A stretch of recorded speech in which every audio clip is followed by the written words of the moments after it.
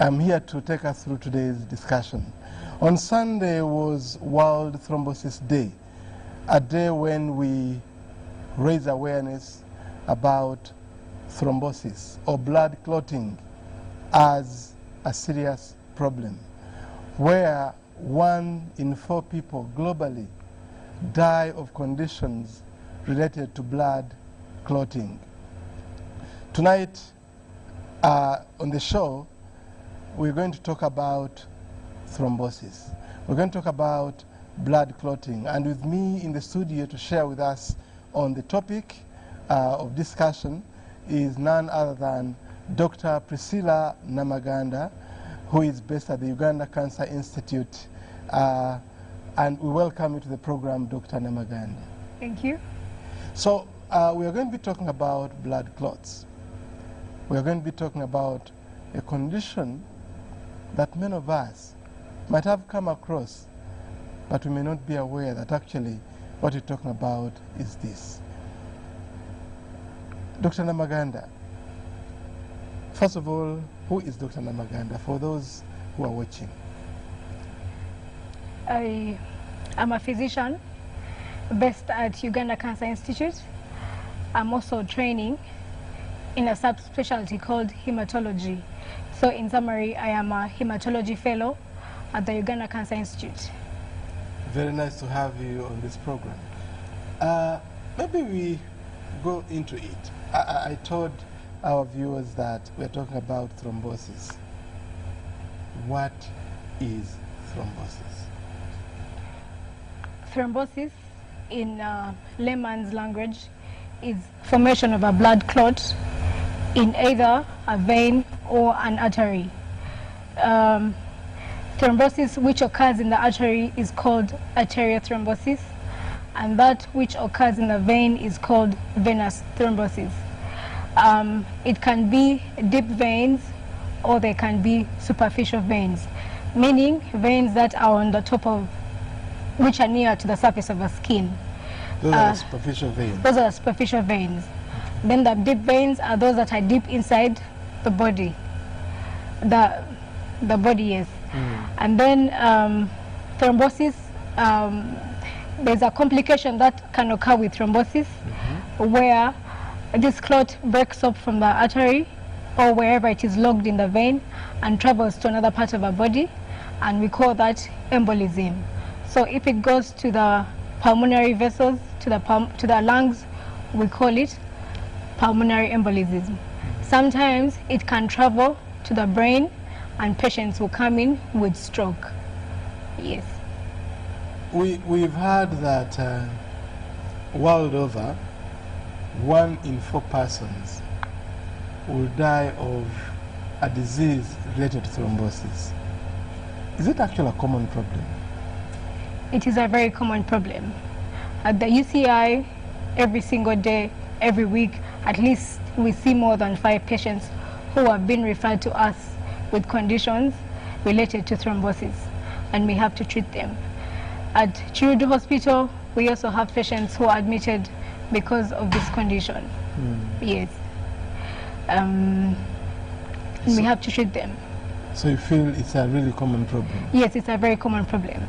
How does one know they might be having a blood clot? Oh, thrombosis is the same as a blood clot, you say? Yes, thrombosis is the same as a blood clot. Okay. So from now on, we are going to use the word blood clot. Okay. Yes. So how does one know? What are the symptoms of a blood clot? So a blood clot usually develops in the lower limbs, that's the legs, especially at the cuff area. In Luganda, we call it entumbwe. It is usually sudden. Patients will come in with sudden onset of pain in that area, in the cuff area. Sometimes it will be warmer than the other leg. It will also swell. And sometimes it involves the whole leg, depending on how extensive this blood clot is. If, unfortunately, it has gone to the lungs, they'll also come in with chest pain. They will present with chest pain. They will have chest pain. Sometimes they will have difficulty in breathing, and sometimes they cough blood clots. Yes. Again, remind us, you said it presents in the legs. Yes. You get pain in the legs. Yes. Is that because someone has hit you, or even when someone hasn't hit you? So someone hasn't hit you, and then you develop pain in that leg. It is usually sudden, and you keep thinking, how did this pain come about? You keep thinking in your mind, you keep going back through the days or the day before or the weeks before, thinking what could have happened. But because it is usually sudden and not associated with any trauma. Is it usually both legs or one leg? It can be both legs, but it's usually one leg. Magan, isn't that what they call a talo? Because, you know, the conditions we've grown up knowing. Yes. You went to bed normal, and then from nowhere, the leg is swollen.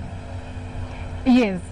The locals, our folks in the village, confuse it for a talo, but it is actually not a talo. You need to emphasize that. Yes. It's not a talo. No, it is not. And you know, when they tell you it's a talo, you cannot go to hospital. No. Is that true? That's the myth I've heard about a talo. That when you go to hospital, it will worsen the condition and then it will eventually lead to death.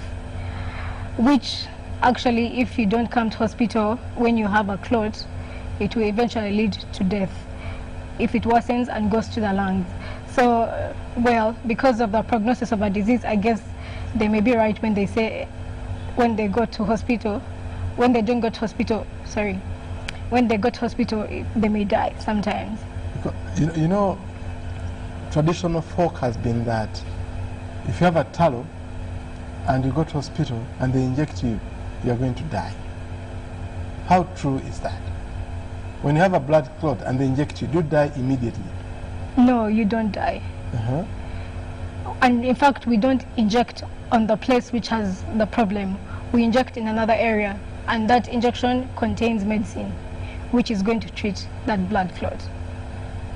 From my understanding and from what you're saying, looks like what we think is a talo would actually be a manifestation of a dangerous condition called a blood clot. Is that true? Yes, it is true. If you can remind me and the person watching us, how does a clot present? Just in a few minutes again. So, how do I know I could be having a deep vein thrombosis or a blood clot?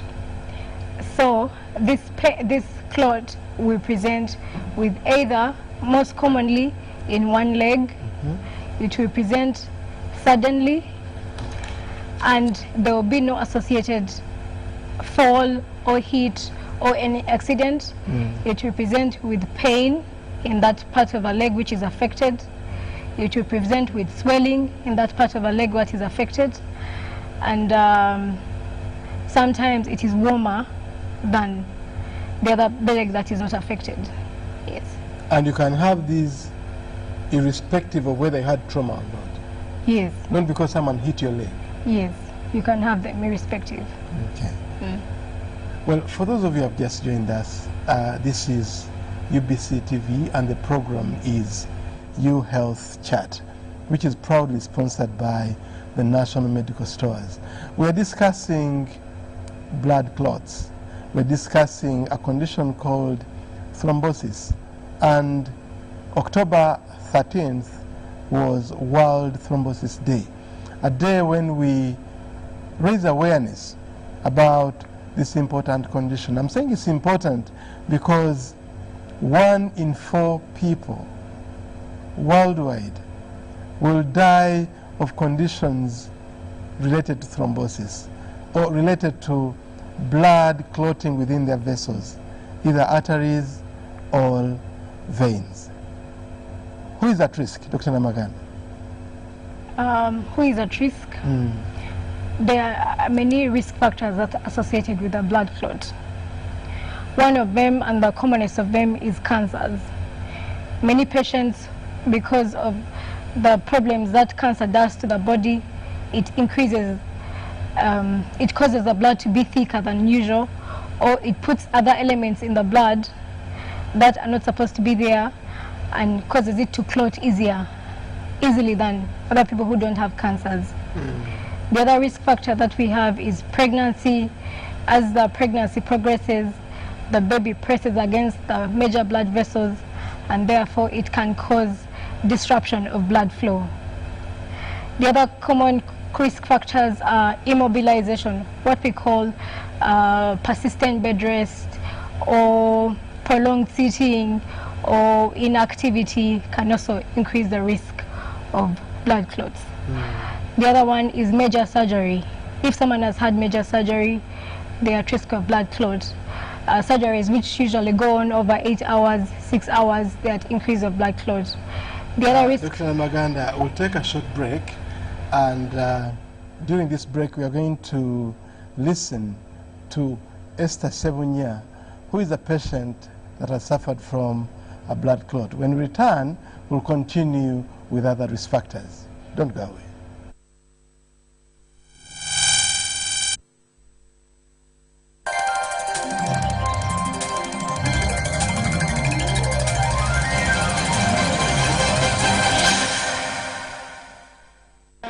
Nsita Esther Sebunya nafuna okugulu nga kuzimbye wano wansi mu kakongovuliro nga na wano waliwo akekutte naye nga okugulu nga kunnuma nnyo ne ngamba abantu n'ennyonnyola ku bantu ne bangamba kuutawo akatungulu.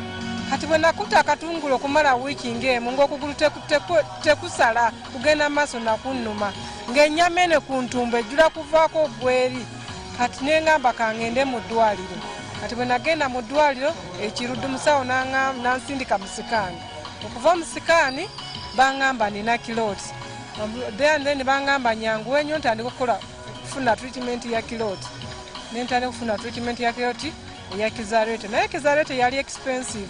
Musawo ne munnyonnyola nansindika mu basawo bano abajjanjabira mu musaayi. Ne bankyusa eddagala ne bantandika okumpa warfarin. Era kati nkyali ku warfarin. Kulote yange yava ku mirimu gye nkola nali ntuula nnyo nga sitimba bwe kuva ku makya nga ntudde paka lwaggulo. Ne bangamba kyava ku ekyo okutuula ennyo. Bangamba nsooke mpuumulemu nsooke nkendeze naye omulimu gwe gumu gwe nkola. Bwe bakingamba natya nnyo ne nkaaba n'okaaba. Naye omusawo bagenda nga bankansolinga ne bangamba nja kuwona singa mba ngoberedde amateeka ge bangambye. Era nagoberera amateeka nga bwe bali bangambye. Kati mpulirayo enjawulo nnene nnyo. Okugulu ne bankubadde kunnuma naye tekunnuma nnyo. Kijja buzi olw'olumu naye nga tetulera kunnuma nga bwe nali.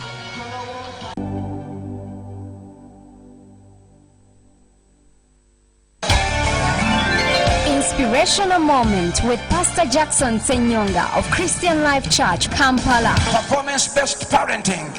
Bana abazadde abakuliza kubeera nti olina okubaako kyokolo basanyusa. In your heart of heart, kati nga mutima gw'omuntu now you hate performing. Toyagala kubaako ngeri gy'okola kintu kusanyusa muntu. You don't want to even succeed. Toyagala na kuwangula. Because it impaired your mind negatively. Kyalemaza obwongo bwo mu ngeri embi. Because that's how you used to prove yourself every day to your mama, to your father, to your parents. Kuba buli lunaku walina okakalukanobeko kyokolo sanyuse maama taata. Everything, your relationship was based on approvals. Enkolagana yo nga buli kaseera olina okubaako kyokola balyoke bakuwane nti now kakati you don't like to perform anymore.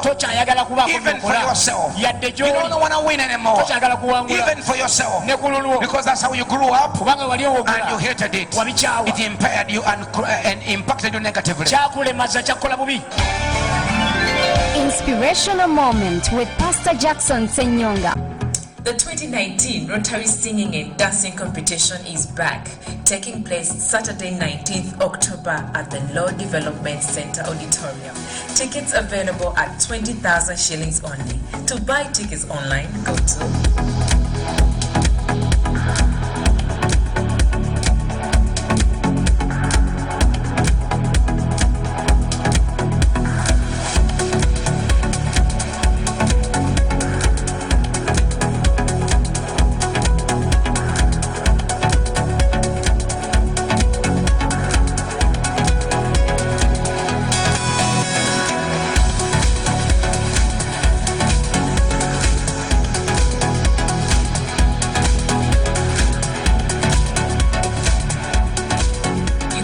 purchase physical tickets at the entrance. For more information, call 0776 624-048 or 0752-614-048. See you there.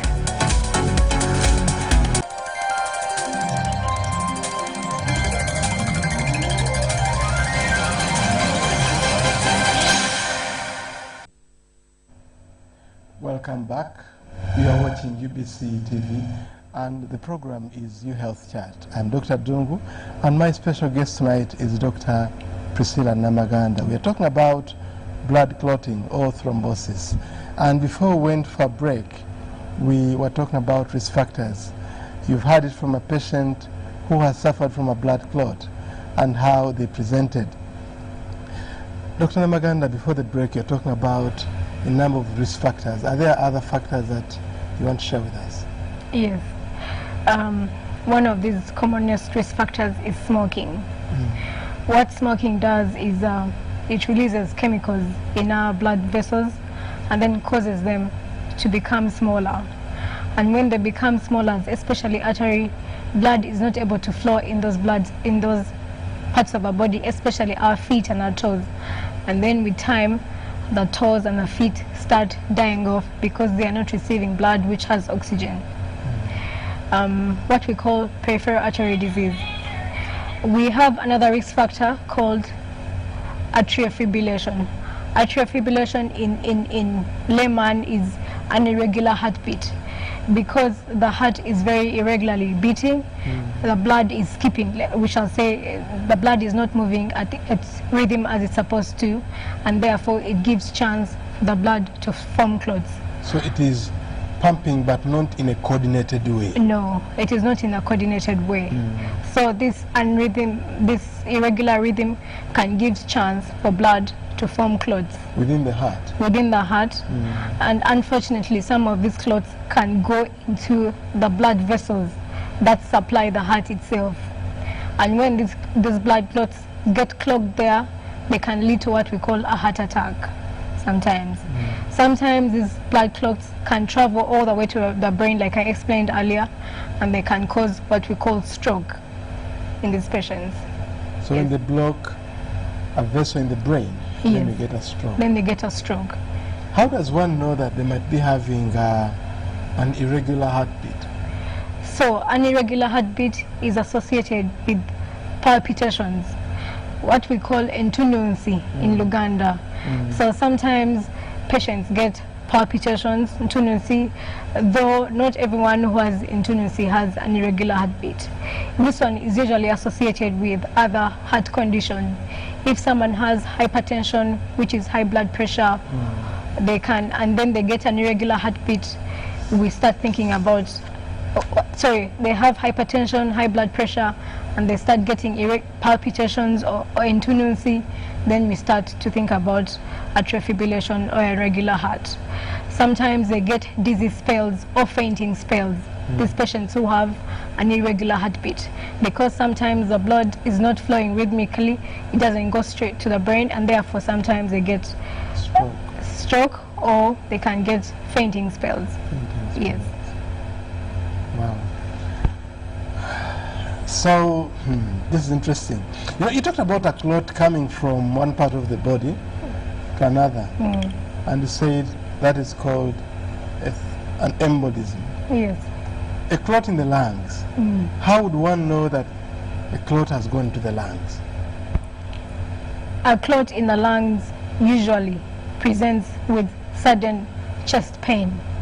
Patients will tell you, I have this pain which is severe. Sometimes it starts slowly, it can be mild, and then it starts worsening, depending on how big the clot is. So they get chest pain, then they'll have difficulty in breathing. Difficulty in breathing can be shortness of breath, it can be fast breathing, it can be slowed breathing, and then the other problems that they have, they can come in with, they'll start coughing, and some of them will cough and the sputum will contain blood streaks, or it will actually be frank blood. Yes. And then you might think it's a clot in the lung. Yes, but usually a clot in the lungs usually is associated with a clot in either the leg or the arms. So when someone comes in with those symptoms, we actually always have to look for a clot which may have started in the legs or sometimes in the arms. Yes. Are there people who might not know they had a clot in the lungs? Yes. There are people who may not know, especially if it's a small clot. Okay. Yes. The most times, the only times someone will know that they have a clot in the lungs is if it's bigger, if it's big and it has caused symptoms. But most times, patients who have a small clot, it will go there, it will not cause any havoc because it is small and therefore it is not disrupting blood flow, and then with time the body eats it up and it goes away and the patient will never know that they had a clot in the lungs. Okay. Yes. And are there people, we hear about people who have died suddenly. Can a clot give you a sudden death? Definitely. Definitely. Tell us more. If it's a big clot, it will go and, because it's big, it will go and obstruct a very big vessel, which is important in supplying of blood to the lungs and to the rest of the body. And therefore, because of that, because the blood is actually obstructed, they will suddenly die, unfortunately. You have a massive clot? Yes, what we call a massive clot. That could be contributing to what we said, 1 in 4 people. Yes, that's the 1 in 4 people. And usually this diagnosis is made at postmortem. And of course there are myths about postmortem, but if we were able to have postmortem done on everyone, we would actually have substantial data on the prevalence of blood clots in our society and our country. Well, we are on UBC TV and the program is U Health Chat. We are discussing blood clots, and I know many of you out there have had, maybe you or your friend or relative who has had a condition that might be related to what Dr. Namaganda is talking about. Many of you have had a talo, and you've been told it's a talo, you cannot go to hospital because once you go, you will be in big problems. Blood clots and people in hospital, what do you have to say? So because patients who are in hospital, they have different conditions. First of all, those conditions are already predisposing them to the blood clot, like conditions like cancer, patients who have cancer, patients who are obese, those already are risk factors for the clot. But then the other risk factor that they have is they are immobilized, they're in bed, they're spending more than 50% of their time in bed. So this causes what we call stasis of blood. Blood is not able to move. There's traffic jam because we are not moving, because we know that our legs are a kind of a pump. When we move, it enables the blood to be pumped up and to move. So when we are not moving, this kind of blood is slowed, and therefore it gives time for the clot to form. So first up there, you mean to say that if blood stops moving, it can clot? It can clot, yes. So we need to move, because when you move, blood moves, right? In summary. In summary, that is it. Yes. Now, this brings us to some people who work in offices. Yes. They have chairs that have wheels. They go to pick a coffee on a wheelchair, not a wheelchair, but wheelchair. Are we at risk of getting blood clots? Yes, we are definitely at risk of getting blood clots. Someone should take breaks. They should take breaks, lunch breaks, bathroom breaks, coffee breaks, even just stand up and go and talk to a friend, find out how they're doing or something like that. If you sit for more than 3 hours, I know we do that sometimes in exams, but if you sit more than 3 hours, constantly 3 hours, it is not healthy at all. Okay. It increases our risk, yes. Air travel. Yes. What do you have to say about that? There are people who fly for so many hours. It is definitely a risk also, because like if we're taking a flight from here up to Ethiopia, to Europe, yes, Europe is going to be 8 straight hours. So you can't sit it sitting for 8 straight hours is going to be very dangerous. So I have seen, okay, in the movies, I've seen people getting up in the plane and just taking a walk or going to the bathroom, and that is very healthy. So people who take frequent flights, they should check those moments, breaks where they stand, walk around, in order to reduce the risk of getting blood clots. A person who has atrial fibrillation, you said, is at risk of getting a stroke. I think when you're coming to discuss about prevention, maybe you tell us about strategies for preventing this. But the things you're saying are so scaring because they're simply part of life. Are there any diets that one should avoid not to get a blood clot? There is really no particular diet that one should avoid. We encourage everyone to have a balanced diet. Too much of anything is always bad. Even too much water is not healthy. So we encourage everyone to take a balanced diet. Too much meat, too much vegetables, too much of everything is always bad.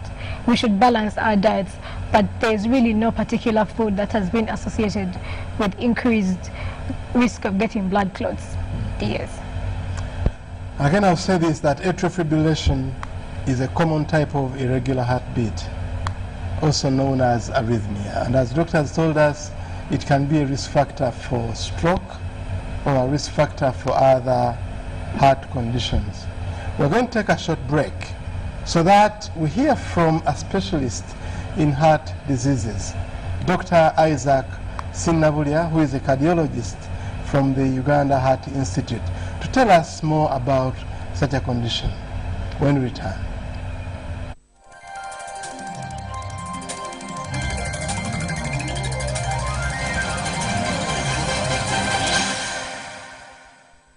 My name is Isaac Sinnabulia.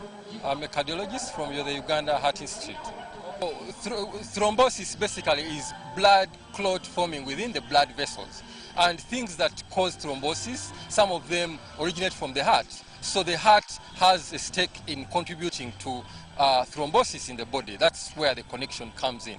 And that's why I'm here to support this event. The quick statistics would be from all the strokes that happen, because one of the complications of thrombosis is stroke and atrial fibrillation, which is irregular beating of the heart, that is from the heart, and clots forming, and then these clots can move to the brain and cause what you call a stroke. So out of the many people that have a stroke, 15% are as a result of atrial fibrillation. So atrial fibrillation contributes 15% of the burden of strokes world over. And atrial fibrillation actually is the commonest arrhythmia that we see in the world. And one of the leading causes of atrial fibrillation is hypertension and other disease conditions. Yeah, so atrial fibrillation, many things cause it. And irregular beating of the heart. It could be heart failure, the heart becomes big, chambers dilate, and sometimes the conditions that can cause the dilatation would be rheumatic heart disease, which we see commonly in our patients.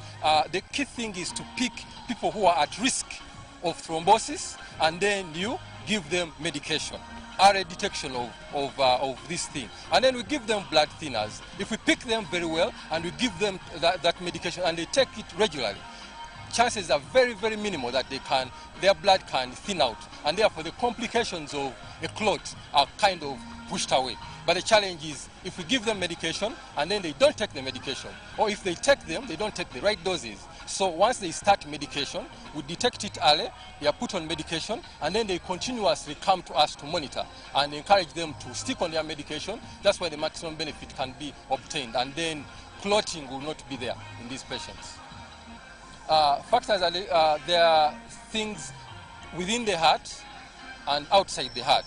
Within the heart, we have, like I highlighted, anything that can cause blood chambers to dilate. We have 4 chambers in the heart. So these chambers, if they become big, blood doesn't move swiftly. And that stagnation of blood causes it to clot. And when it forms clots, then complications come thereof. The other thing is the irregular beating of the heart. When it beats haphazardly, irregular, that means blood is not mixing as it should, and therefore clots can form.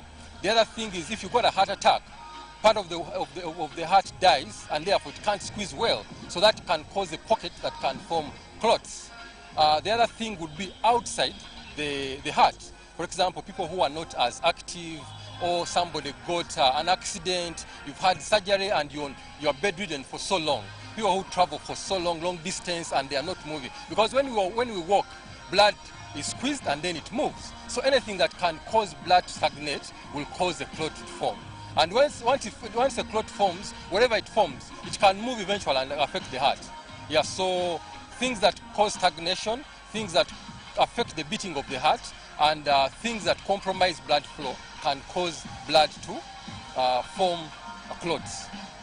My key message is this thrombosis is common, and specifically what relates to the heart and thrombosis, atrial fibrillation is very common. And the things that cause it, we also know them, they are common. I said hypertension, rheumatic heart disease, heart failure, and things that cause the heart to become big. Even chronic use of alcohol can affect your heart and it becomes big, and thrombosis can set in. Inactivity, people need to be active, and when you get a sense of you have palpitations, skip beats, we encourage people to go for regular checkups such that we can know and pick these things early, because if we get them early, we'll be able to prevent them. Medicine is available and it's actually affordable in many ways. So people to be helped, and we can prevent the complications, because one of the most feared complications is stroke. Once you get a stroke, just imagine a young person, 30, 20, you get a stroke. You've robbed the country, you've robbed the family, you even robbed yourself of the resources that can make you happy and contribute to the well-being of this country. So people need to take the initiative to be proactive, to come for screening and be aware of these things, because there is a remedy for them. That's my message.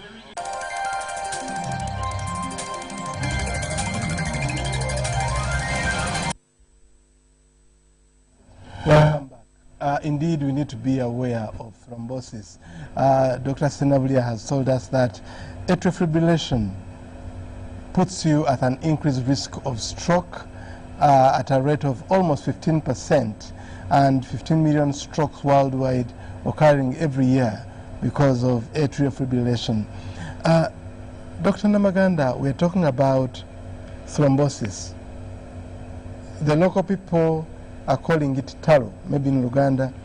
In other parts of the country, they might call it something else. And from what you've told us, it looks like what we call a taro is actually a manifestation of a blood clot.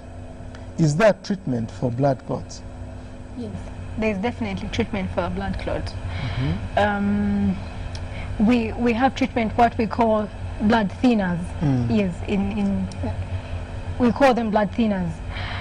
These are drugs that help to make the blood a bit, because a clot forms because the blood sometimes is very thick, so we give them blood thinners to kind of thin the blood and make it a bit diluted in if I'm trying to explain it. Yes.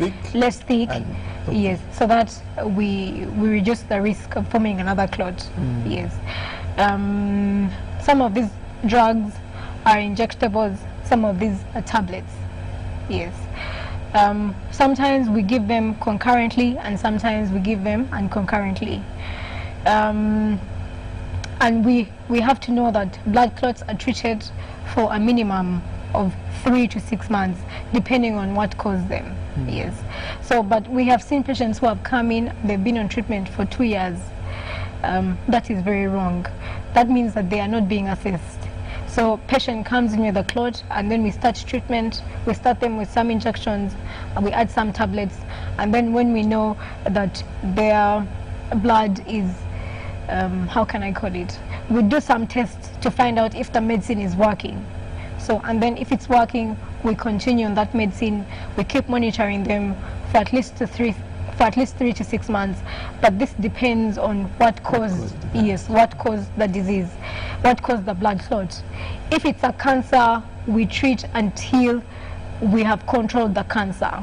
So if we control the cancer in 2 years, we shall continue someone until 2 years. In other words, depending on what could have caused, or the risk factor for this. Yes, depending on the risk factor. If it was because of an accident, we treat when their accident is gone and they are cured or they are well after the accident, then we stop treating them. Yes. But sometimes Can a blood clot be treated from home? Or I have to be admitted for 6 months? no, definitely no. Since you're going to, in fact, since you're going to be taking tablets, we can't keep you in hospital since you're going to be taking tablets. But that's not the reason. Sometimes we don't, we encourage patients not to be immobile, even when they have a clot. People have been told that you have to sit in one place so that the clot does not break off and go to the lungs. That is a wrong teaching. We encourage people to be mobile, but it is minimal mobility. Minimal mobility in the way that they have to walk around their compounds or their houses or their offices. They go to the bathroom, they go to the kitchen to eat some food, they go to the compound to look at their trees and their flowers and their goats and cats. Not to be confined in bed? Yes, not to be confined in bed. And we know that in hospital that is very limited. So we don't encourage patients to be in hospital. So someone can be safe at home? Yes, someone is very safe at home. How affordable are these medicines? The medicines, fortunately, they have been made available for us by the government of Uganda. Okay. Yes. Just a few stockouts here and there, but most times they're available. What if I'm not in government institutions? Even in government institutions, even when in private institutions, they are really affordable. The injections sometimes can be quite costly, but the beauty is that we give them for only a short time. So then the patient continues with tablets, which are very affordable. Okay. Yes. There's someone who has asked a question that they had a blood clot when they were pregnant. Does that mean each time they are pregnant, they should be treated for blood clot or not? Unfortunately, a previous blood clot increases the risk of getting another blood clot. Okay. And then pregnancy itself is already another risk. But we do not treat, we would not treat this patient. We would watch them and wait until they develop symptoms. If they do, then we can treat them. Yes. Again, we've been told that when you take these blood thinners, they can make you bleed. How true is that? It is very true. They can make someone bleed. Remember, these are blood thinners. They're making blood more diluted than usual. So if someone is having periods and on warfarin, their periods can be prolonged and heavier than usual. If they get a cut, they may bleed longer. That is one of the shortfalls of these drugs. So yes. do we have to monitor them? So that's why we need to monitor them. Yes, we need to monitor them using that. There's a particular test that we do to monitor them to see if the medicine is working or if they are not. Sometimes they can come with this test and it shows that their blood is very diluted, and sometimes we have to stop the medicine along the way. We monitor them and then. Sorry, I'll get back to you about the other thing that we do. Okay. Yes. Some people have actually gotten scared about treating blood clots for fear of that risk of bleeding. But it looks like it's not as common, or am I wrong on this? It is not common. If you monitor someone? Yes, it is not common. I haven't seen, so the only complications I've interfaced is someone having prolonged bleeding when they're on these blood thinners is when we're doing a procedure on them, like pricking them, taking off some blood sample, or doing a blood, when their blood bled more than it should have, and we're able to control that. But in daily living, I haven't interfaced many patients coming in with complications of bleeding. So if someone had a blood clot and it is taking a big chunk of their vein, maybe say 5 centimeters, the medicines you give, do they take away that clot, or you operate to take it out? What happens to the clot that is inside? So the body has mechanisms of taking away the blood clot. Most of us have had a problem where you hit your finger and it became black, and then with time, after a month or so, it is not black anymore. So that is what happens inside these blood vessels. The body has mechanisms of eating away this blood slowly. It takes a bit of time depending on how big the clot is, but the body takes it away with time.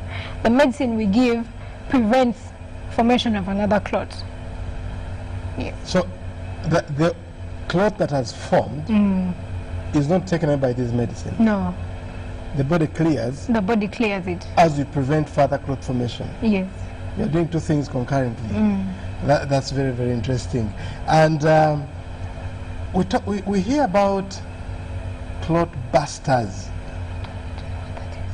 People doing, for example, someone has a large clot in the lungs and they use special medicines. Can those be given from anywhere, these thrombolytics?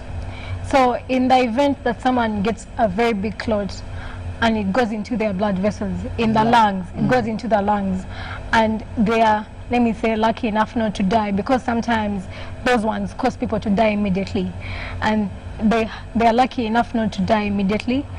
They are given some medicine which goes inside the blood vessel, goes into the body, and kind of Breaks the clot. breaks the clot, like how a bomb breaks. Yes, but this can only be done in a specialized center and a place which has like an ICU where we can monitor the patient. So it has to be done by experts. Yes, so someone has to go to a very, not a very, okay, maybe a fancy hospital, something like that. Now, to be hospital working. that has expertise. Expertise, facilities, both in personnel and in facilities. Okay. Yes. We are going to take another break, and this time we want to hear from Dr. Christine Sekaja, who is a physician and an expert in blood-related disorders at the National Referral Hospital of Mulago. When we come back, we'll be able to talk about how to prevent a blood clot. Don't go away.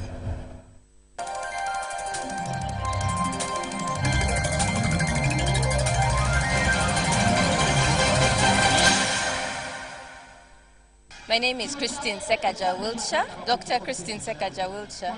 The reason why we're here is to make the public aware that thrombosis happens.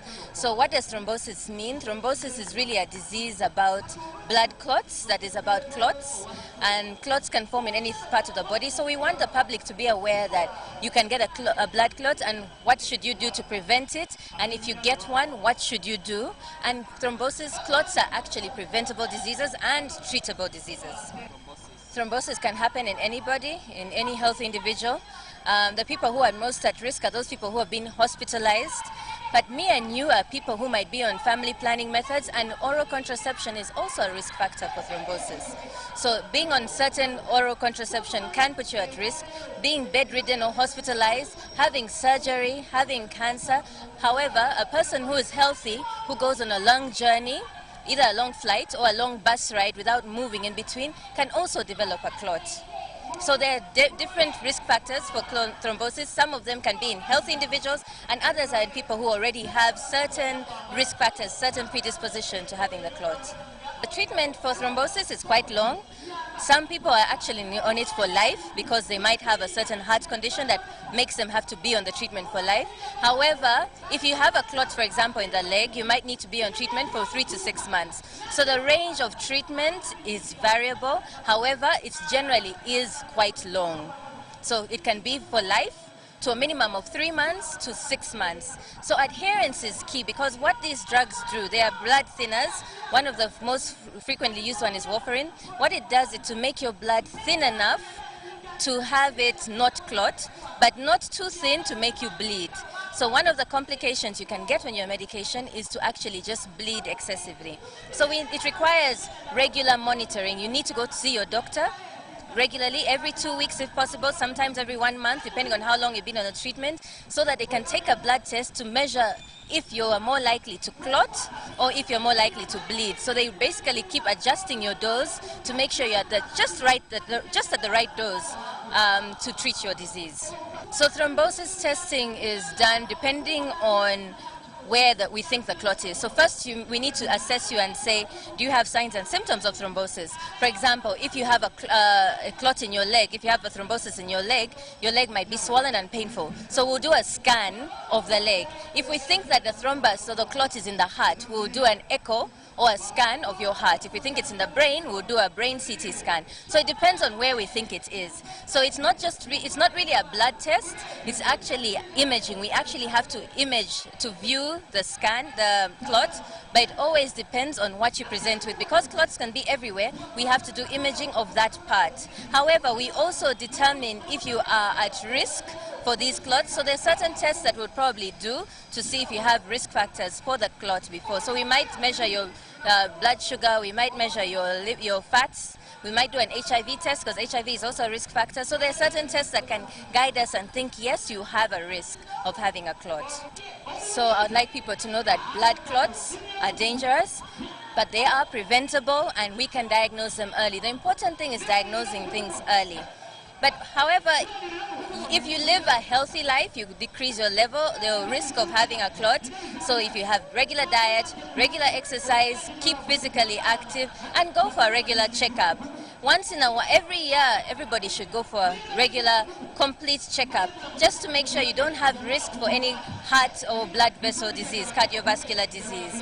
However, if you think you have a clot, please go to your doctor. If you think you're having swollen, painful, single painful leg, go to your doctor and have it checked. If you think you're having chest pain and difficulty breathing, go to your doctor and say, do I have a high risk of having a clot, or is it possible that I have a clot?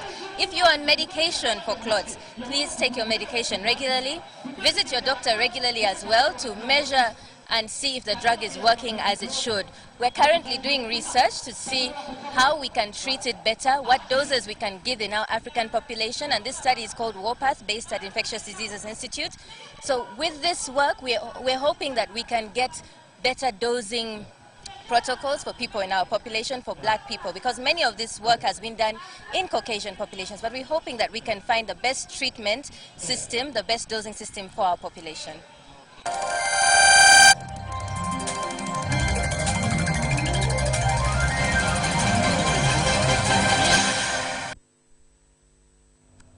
Welcome back.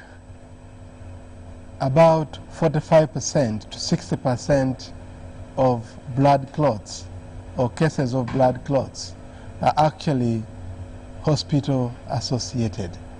This highlights the troubling fact that blood clots or disease-associated blood clotting is the leading cause of preventable hospital death. We've had Dr. Sekaja talk to us about a number of factors. Dr. Namaganda, you a hematologist. How do we prevent blood clots? We've seen how to treat, but I think it's better to prevent it. Yes, prevention is better than cure. I'll expand on what Dr. Sekaja said. Diet, a healthy diet. When we do a healthy diet, we prevent things like obesity which is associated with diabetes, associated with blood clots, and all those things that come with obesity, and heart diseases, which may lead to atrial fibrillation that we talked about.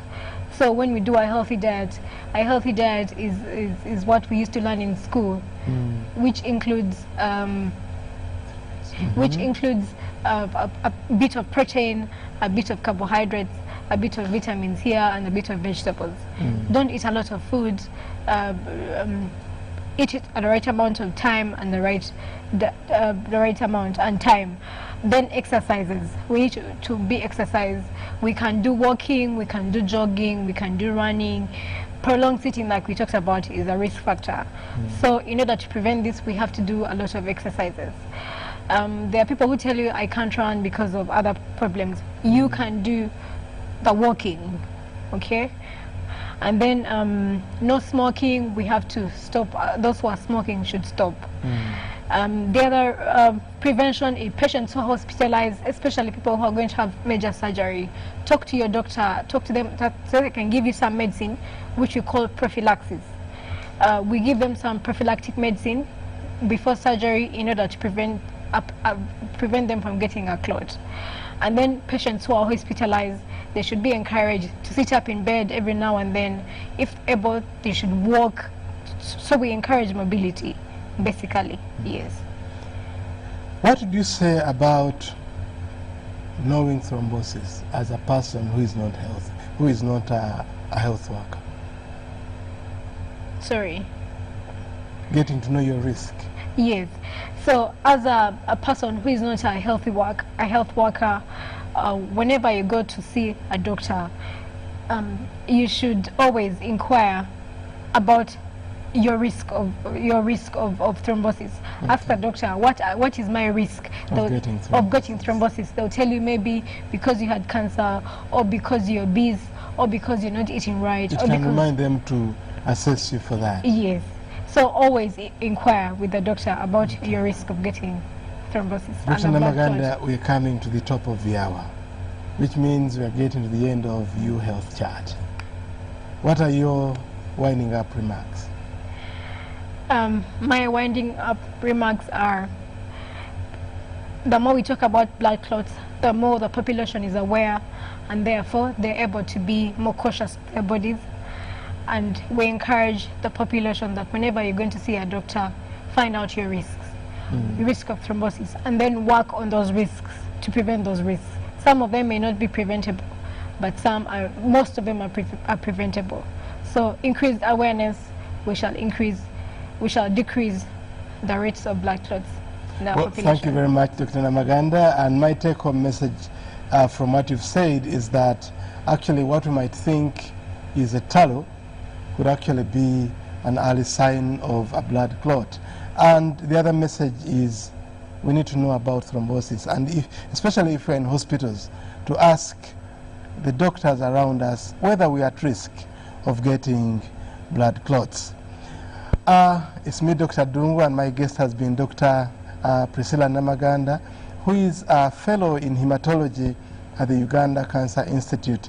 Until next Thursday, I encourage you to keep watching UBC, and up next is UBC Tonight with Patricia. Was brought to you by Your Health Chart is brought to you by National Medical Stores, who are mandated to procure, store, distribute essential medicines and medical supplies to all public health facilities in the country.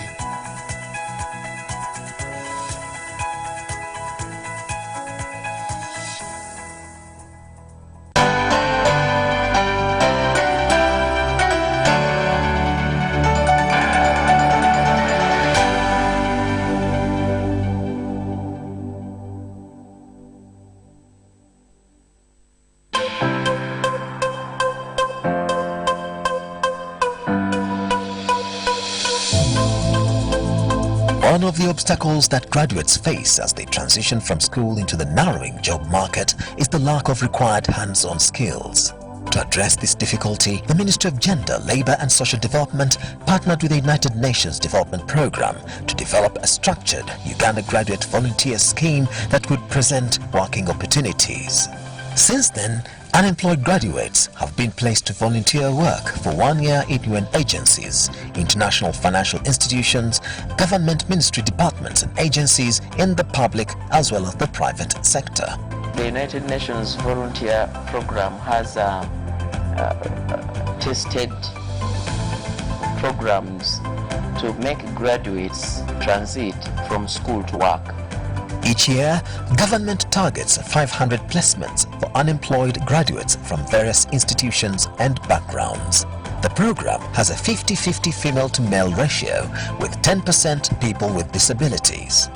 In most cases, it's very hard for you to get a job without experience. So I believe that by volunteering, we'll be able to have skills that enable us to get jobs in the long run. Similarly, the ministry has developed a Uganda National Apprenticeship Framework to cater for youth who are trained in vocational institutes and other workplaces in the private sector before they go out to create their own jobs. This is a bridge to give you soft skills in order either for you to create your own job or to convince those who have placed you that you are worth their money so that they can retain you. To register for this program as a host institution or participant, visit the Uganda Graduate Volunteer Scheme website on www.gvsuganda.org or call 0414-434-850 or 0414-435-572.